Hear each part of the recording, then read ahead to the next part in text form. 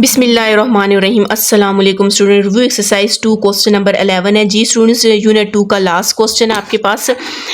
इस last question इससे पहले पूरा यूनिट 1 और यूनिट 2 आप प्लेलिस्ट से जाकर देख सकते हो। और अगर स्टूडेंट्स आपने मेरा चैनल सब्सक्राइब नहीं किया, काइंडली सब्सक्राइब कर दें और साथ ही बेल आइकन पर क्लिक कर दें ताकि हर आने वाली न्यू वीडियो आप तक पहुंच सके। क्वेश्चन में आपको बोल रहे हैं the area of a rectangle is 48 centimetre square. आपके पास एक रेक्टेंगल है, ठीक है, उसका एरिया आपके पास कितना है 48 सेंटीमीटर स्क्वायर है। If length and width are each increase by 4। आपको बोल रहे हैं कि उसकी लेंथ, पहले तो आपको 48 सेंटीमीटर स्क्वायर कह दिए, ठीक है। पहले हम यहाँ तक लिख लेते हैं। आपने एक रेक्टेंगल लिया, ठीक है, उस रेक्टेंगल है उसकी विड्थ को हमने x बोल दिया और उसकी जो आपके पास लेंथ है उसको हमने y कह दिया, ठीक है। एरिया आपके पास 48 सेंटीमीटर, फिलहाल हमने यहाँ तक इसको रीड किया। एरिया आपके पास किसके उतला लेंथ इंटू विड्थ होते हैं, हमने एरिया 48 यहाँ पर लिख लिए, ठीक है। ये आपके पास 48 आ जाएगा, ये 48 है, ठीक है। तो आपके पास ये लेंथ y है, विद आपके पास x है। x यहाँ पर मल्टीप्लायर है, दूसरी साइड जाके डिवाइड कर देंगे तो y की वैल्यू 48 डिवाइडेड बाय x आ जाएगी, ठीक है। ये इसको इक्वेशन आपने 2 बोल दिया। ये ऊपर मैंने 1 बोल दिया, नीचे वाली इक्वेशन को 2 कह दिया, ठीक है। अभी सिर्फ हमने यहाँ तक किया। अब कहते हैं कि if length and width are each increase. आपको बोल रहे हैं आप एक और रेक्टेंगल है उसकी लेंथ को भी इंक्रीज कर दें और उसकी विड्थ को भी इंक्रीज कर दें, ठीक है। और कितना इंक्रीज करना है, बाय 4। मतलब कि आपके पास बाय 4 से इंक्रीज होगा तो मतलब जो न्यू आपके पास रेक्टेंगल बनेगा वो आपके पास x प्लस 4 हो जाएगा और उसकी लेंथ भी बाय 4 से इंक्रीज होगी तो वो y प्लस 4 हो जाएगा, ठीक है। और वो जो आपको कह रहे हैं वो जो आपके पास न्यू रेक्टेंगल बनेगा, जो इंक्रीज होकर रेक्टेंगल आपके पास आएगा, जो लार्जर होगा रेक्टेंगल, उसका एरिया आपके पास कितना है 120 सेंटीमीटर है।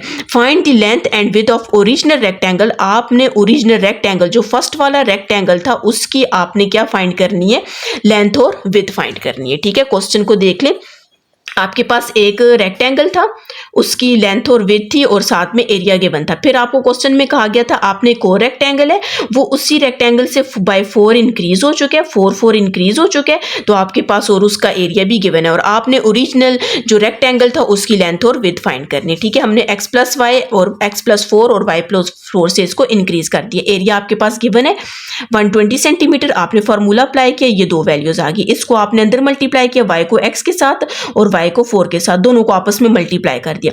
अब ये ऊपर मैंने y की वैल्यू फाइंड की हुई थी, आपने इधर y की वैल्यू पुट कर देनी है, ठीक है। एक ही आपके पास ये y था, x और y की वैल्यू ऊपर क्या आई थी 48, उसकी जगह 48 पुट कर दें। y की वैल्यू 48 बाई x, मतलब इक्वेशन 1 और इक्वेशन 2 को आपने इसमें यूज कर दिया और यहाँ पर प्लस 4x और प्लस 16 आ जाएगा, ठीक है। अब यहाँ पर आपके पास 4 को 48 से आपने मल्टीप्लाई करना है तो 192 आ जाएगा, 4x plus 16 divided by x आ जाएगा, ठीक है। अब हम क्या करते हैं कि ये जो आपके पास 48, 16 और ये प्लस 120 है, अब हमने कॉन्स्टेंट्स को अलग कर दिया और ये 2 वेरिएबल्स आपके पास आ गए थे, ठीक है। इनको जब आपने सब्ट्रैक्ट किया तो आपके पास -56 आ गए, इन दोनों को वैसे ही रखते हैं, ठीक है। अब यहाँ पर हम क्या करते हैं, ये 56 भी 4 के टेबल में आता है, 192 भी 4 के टेबल में आता है और 4 भी 4 के टेबल में आता है। आपने 4 को कॉमन ले लिया, आपके पास ये वैल्यू आ जाएगी। 4 यहाँ पर क्या हो रहा है, मल्टीप्लायर है, दूसरी साइड जाके डिवाइड होकर खत्म हो जाएगा। अब यहाँ हम क्या करेंगे, एलसीएम लेंगे। इसके नीचे कुछ नहीं है 1, इसके नीचे भी कुछ नहीं है 1, तो x 1 और 1 का एलसीएम लेंगे तो आपके पास x ही आ जाएगा। 14 भी उसी तरह 1 को x के साथ मल्टीप्लाई किया, x को 1 के साथ और 1 को x के साथ मल्टीप्लाई किया और ये x भी यहाँ पर डिवाइड हो रहा है, 0 के साथ जाके मल्टीप्लाई होगा। जब आपने इसको सिंप्लीफाई किया तो आपके पास यहाँ पर क्या आ जाएगी, क्वाड्रेटिक इक्वेशन आ जाएगी। सिंपल यहाँ से नीचे आपने मिड टर्म ब्रेक करनी है, आपके पास 2 फैक्टर्स बनेंगे और 2 फैक्टर्स में से आपके पास x की वैल्यू आ जाएगी। अब जो आपने रेक्टेंगल आपने फाइंड किया था, जो आपके पास वैल्यू थी उसकी, जो ओरिजिनल रेक्टेंगल था उसमें विड्थ को आपने x बोला था और लेंथ को आपने y बोला था। विड्थ आपके पास एक 8 आई है और एक आपके पास क्या आई है, 6 आई है, ठीक है। अब आपने क्या किया, इस 8 को और 6 को आपने उस वैल्यूज में पुट कर दिए जो इक्वेशन आपके पास। ये जो y इज इक्वल्स टू आपके पास 48 डिवाइडेड बाई x है, इसमें x की वैल्यू 8 और इसमें x की वैल्यू 6, एक 8 आई है वो पुट कर दी, एक 6 पुट कर दी। जब आपने फाइंड किया तो y की वैल्यू 6 आ गई और y की वैल्यू 8 आ गई है, ठीक है। अब आप यहाँ पर देख सकते हैं हमारे पास रेक्टेंगल 8 है, एक ही है, तो आपके पास लेंथ विड्थ भी 2 आई हुई है और आपके पास लेंथ भी 2 आई हुई है, लेकिन आपने एक लेनी है। अब कैसे हमें पता चलेगा, हमारे पास विड्थ जो थी, हमने स्टार्ट में विड्थ को क्या बोला था, x बोला था और लेंथ को आपने y कहा था, ठीक है। अब आपके पास जो विड्थ है वो x है, अब विद आपके पास हमेशा क्या होती है, स्मॉल होती है, और लेंथ आपके पास हमेशा ज़्यादा होती है। तो अगर इन दोनों को देखा जाए तो इसमें आपके पास विद ग्रेटर है, तो इसका मतलब है हम ये वाली लेंथ नहीं लेंगे, ठीक है।